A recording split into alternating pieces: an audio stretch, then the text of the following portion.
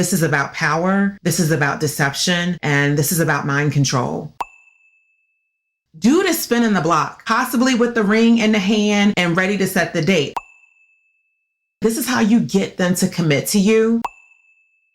Confusion only comes from the enemy. This is where the shift happens. This is where he has the aha moment. This is the Ever Airwaves Think podcast, brought to you by Liv One Co, where we explore ideas that challenge, comfort, and clarify. I'm Liv, and in every episode, we break down life's complexities with intellect, insight, and a touch of curiosity. All right, we're on air.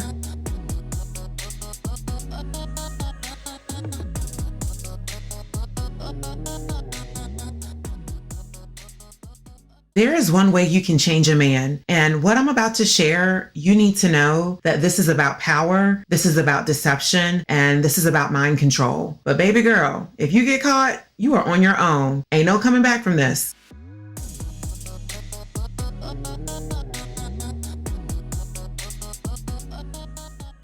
I want to start this by saying you might be able to change a man's mind with this tactic, but you will not, and I repeat, you will not be able to change the heart of a man. So again, you may be able to change him, but you will not have his heart, because God is very clear when he says that only he can change the heart of a man. And you can research that for yourself in the books of 1 Samuel, Ezekiel, and in Romans. But if you're here listening, you are one of two things: desperate to change your man or desperate to change your man. I'm joking, but I am so serious. All right. So to change a man, or really anyone at that, you have to get them or get him to play the cards you deal. And that's it. And that's according to Law 31. If you know, you know. When you give people options that will always come out in your favor, whichever one they choose, this is how you win. Like, this is how you get them to commit to you. This is how you get exactly what you want out of it. And that's the name of the game. So more times than not, though, if you've been with your man for a hot minute and you are trying to get him to put a ring on your finger because you want commitment, or if this brother you're dating ain't got no job, if he's unmotivated, if he's living off of you or someone else, I can 100% guarantee you're probably nagging him, basically to go get a job, and you're barking like idle threats and ultimatums at him every 2 to 3 business days, because this is what we women do, right? This is what we do. We try to get them together. And this also goes for the men with low paying jobs too, or the do nothing attitudes that basically refuse to elevate themselves for just the whole purpose of y'all's betterment, his betterment. But good luck with that. So, I could give you a plethora of reasons why you want to change a man, have him commit to you. And, sometimes they're not always good reasons per se, but, because some of y'all want him to leave his wife for you, bring back shame, right? Get the Game of Thrones Cersei belt out, okay? And do your walk of shame. Shame, shame, shame. Do y'all remember that episode? But girl, the way my chin hit the floor, how they handled Cersei, okay, that was shame of all shame. Baby, she did that long walk, booty butt ball naked. They were not playing with her, okay? She was having her day. She was being checked. She was being corrected. And I was so floored, but I was gagged. I was tickled. I was like, what in the world? But she deserved it. She deserved it, if you ask me. But like they always say, a Lannister always repays their debts. Oh boy. And she did that. Okay. Now, as I was saying, you have your basic reasons too, why you want someone to change or you want his commitment, is because you want him to spend more time with you, live a better life, and yada, yada, yada. But as I was saying, you have to give that man options. Your best options. There is no option B. It's like you have 3 option A's.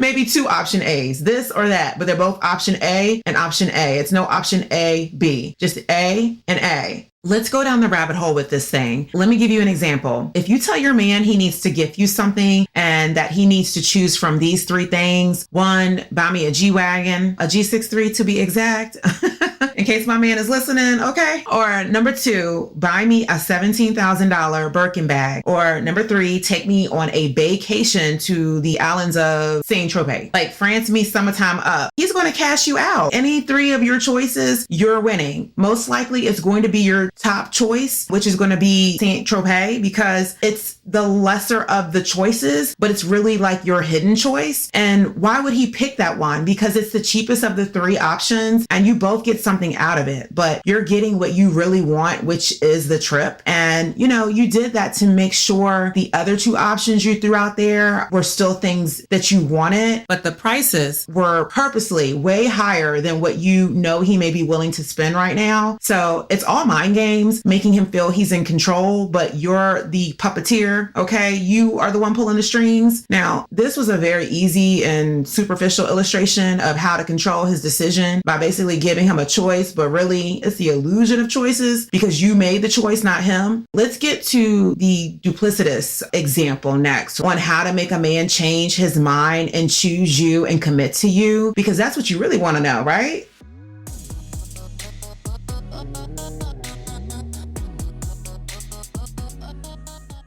Always remember that the words freedom, options, and choice evoke the power of possibility. So when people hear these words, it makes it hard for them to feel like they are being controlled, but they are. You are controlling them. The word freedom, options, and choice, remember they all have a limitation on them. And even though it's being offered up to you as an option, as a choice, or what comes with your freedom, it's really someone else that is behind presenting the options and the choices for you and to you to decide from that. So let that process for a minute. When it comes to a man, a whole uncommitted, unfaithful man, can't make up his mind man, you really should leave him. As I said, you really should leave him. But how to make him choose you is by withdrawing yourself and disappearing. That's right. Exit the situationship, because you probably really can't even call it a relationship. I mean, can you? Excuse yourself from up under Mr. Lock and Key and ghost him. Goodbye, sir. This is all part of the game and strategy to have him commit to you. Ironically, it works.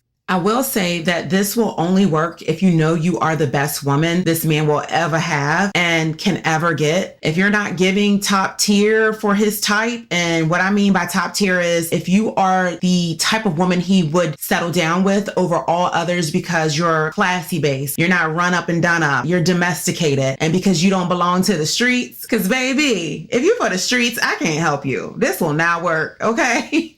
I am not specialized in helping those women in the streets, all right? Because for them, he will be there for a good time, not a long time, because he'll be going right back home to wifey. They always do.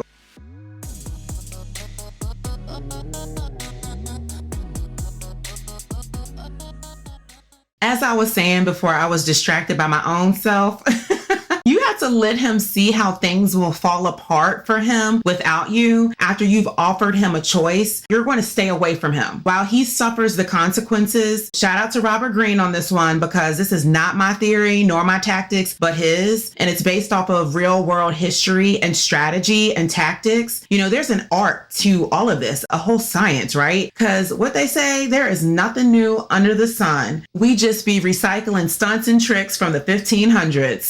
With this withdrawing and disappearing maneuver, basically you are disguising yourself as the agent of power and punishment, and you're going to give this man the option to commit to you. Put a label on it, put a ring on it, set the date, okay? Whatever commitment from him looks like in your situation. His other option is he can spend his life or his time with someone else. And you are basically letting him know his option is a breakup, but without you actually using the word breakup, because the word breakup has a negative connotation to it versus saying spend your time with someone else. It really should be framed like this, because these are the win-win options. You're going to commit to me, or you can spend your time with someone else. That is a win-win for him. If you put breakup in there, then it doesn't seem like it's a win-win situation for him. This is pretty much what it is. And there is no other options. You're going to say this in a very nice manner and tone. You're going to give him a genuine smile, and you're not going to flinch. You're presenting this to him as an option to choose which ice cream flavor of his two favorites does he want scooped into his cup or his cone. It's the same thing as if the ice cream shop is offering you one free scoop of ice cream for Customer Appreciation Day. You get to choose one flavor because it's one scoop. So you get my point? And if you know me, I'm always going for the chocolate. Some of y'all like the caramel and maybe the vanilla, but I'm going for the chocolate, okay? If he chooses the option to not commit, you can leave him. Like, leave this man and carry on with your life as if you never knew him. Like, do you hear me? As if you never knew him. And you're going to do it quickly and quietly and peacefully. We are not turning up. We are giving him the illusion of choice. It was his choice not to commit to you. So you're going to hide all your resentment and anger from him because this is about power and strategy. You're going to shield your feelings and emotions regardless of what or who he's doing. All right. You're going to move on expeditiously, in the words of T.I., and make yourself busy and get back out there in the dating world, hang out with friends and go on trips. And you are going to do everything else but him. And trust me, he's going to hear about it. He's going to see about it and he's going to learn about it because men are messy. They are messier than women. They are. They really are. They stay keeping tabs and he's going to remember how you catered to him. What Destiny Child say? I got your slippers, your dinner, your dessert, and so much more. He's going down memory lane. He's reminiscing because can't nobody do it like you do. And he's going to realize how much he misses you and trusts you. And he's going to remember how you were with him shooting in the gym. Ain't that what Drake said? This is called forcing his hand. And he's going to reminisce about you and trust and believe. Give it a little bit of time because he's coming to see about you. It's been too long and you've been too quiet living your unbothered life. And when he pulls up and sees that you are moving right on along, living a very happy life without him, this is where things become problematic for him. This is where the shift happens. This is where he has the aha moment because your false withdrawal from him will be his act right. Dude is spinning the block, possibly with the ring in the hand and ready to set the date. He coming back. This tactic has worked for a lot of women. Gabrielle Union, she is one of them. I love her as an actress, but her and Dwayne Wade, they have an odd relationship. But hey, that's them. I wouldn't be surprised if they embrace people calling their relationship strange or weird. I personally think they get off on that. I think they kinky like that. But anyways, do you guys remember when they first got together? When Gabrielle Union and Dwayne Wade met, they were like the perfect couple. I think Dwayne Wade had just wrapped up the divorce from his first marriage. Like, I don't know all the details, so I'm literally just telling you how it played out online. But what I do know is that he and Gabrielle Union had this like je ne sais quoi type vibe going on. And you could tell that they were head over heels for each other. Possibly Gabby, and I call her Gabby because I think that's like a term of endearment for someone with the name Gabrielle.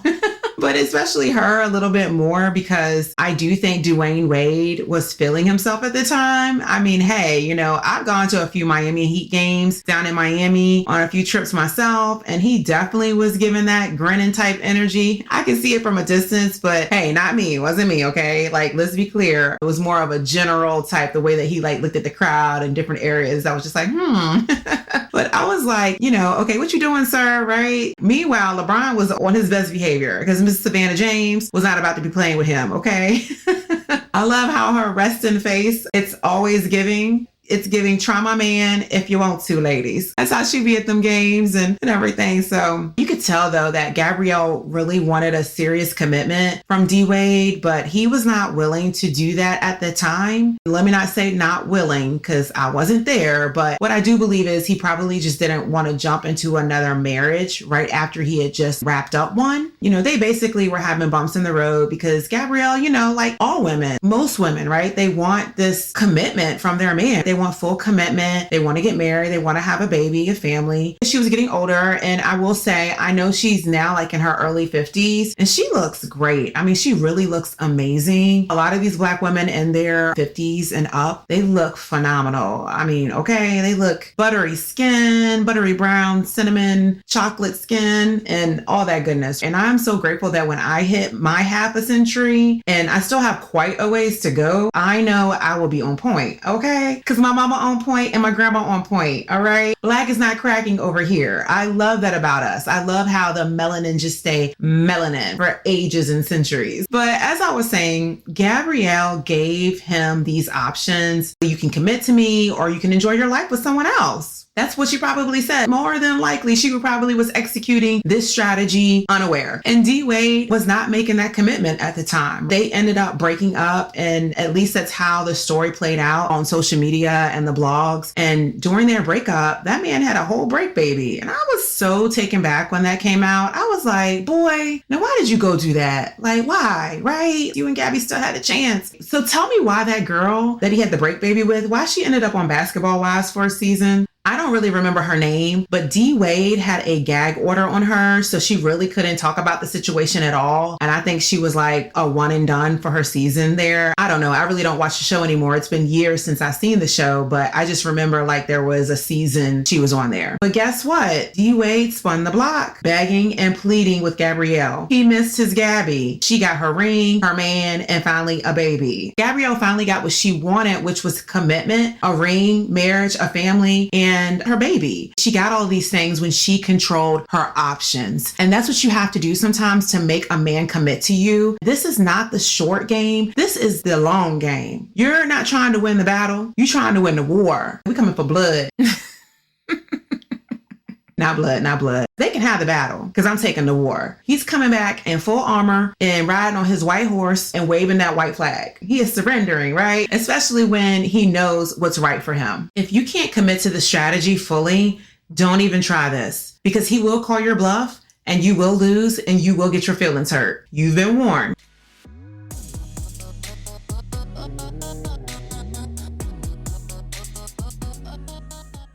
Circle back to something I said at the top of this episode that I need to make sure sits well with you in relation to this game of controlling your man's options. Because even if this controlling the options tactic works for you, you can't change a man's heart. Even if he comes back to you and you win the long game, just remember you've only won the battle and not the war here. Okay. The reason being is because you don't have his heart. Only God can change the heart of a man. And what K. Michelle say? You can't raise a man. He's already grown. What you gonna do? You wonder why he acts like a boy. It's because he wasn't raised right before you. Girl, you ain't never gonna change nobody if he don't wanna. You can't make nobody because you can't raise a man. K. Michelle told no lies in this song because at the end of the day, a man is always gonna do what a man wants to do. You can't change a man's fundamental nature or feelings. If loving you and being with only you is in his heart, he'll commit to you. And if not, then you really cannot alter that because how he truly feels about you is deeply ingrained in him, and no amount of external pressure can really force him to change how he feels about you internally. And that's something you'll have to accept. So trust me,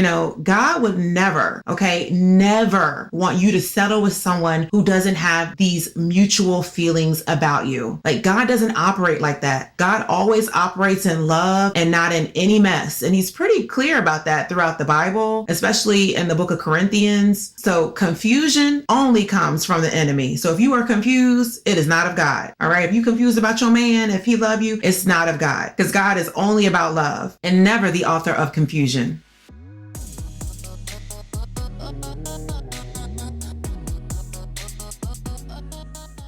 Now hold up. Before we wrap things up, I had to come to you with an affirmation from my new book, The 100 Commandments of a Black Queen. Yes, it's so relevant. I just couldn't leave it off the table. So I'm bringing it to the table for you today. Commandment number 18. It is mandated. I am a beautiful brown skin royal. Indeed, I am my man's preference. I am his priority. No one else holds a candle to me in the position I hold as my king's chocolate grande dame. He respects my role in his life and uplifts me as his mahogany majesty. Preferment, being chosen over others appointed to a high position and honor. That's you, boo. High honor, high position. Let's go. Pick up my new book, The 100 Commandments of a Black Queen, sold everywhere books are sold. By me, Livy Liv. Love ya.